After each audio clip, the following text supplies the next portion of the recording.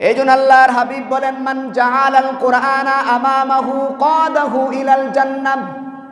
যে ব্যক্তি কোরআনকে তার নেতা বানাবে, কোরআন মেনে নেবে, কোরআন পড়ে পড়ে তার নিজের জীবনটাকে পরিচালনা করবে, এই কোরআন তাকে ডানেও নিবে না, বামেও নিবে না, এই কোরআন তাকে টেনে টেনে আল্লাহর জান্নাত পর্যন্ত পৌঁছে দেবে। বলেন আল্লাহু আকবার।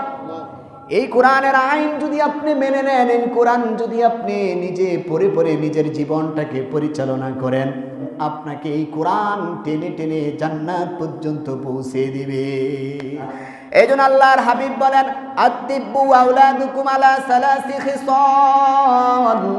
তোমরা তোমাদের সন্তানগুলোকে তিনটি জিনিস শিক্ষা দাও। এক নম্বর হচ্ছে হুব্বি নবিয়ুকুম, আমি নবীর মুহাব্বত ভালোবাসা।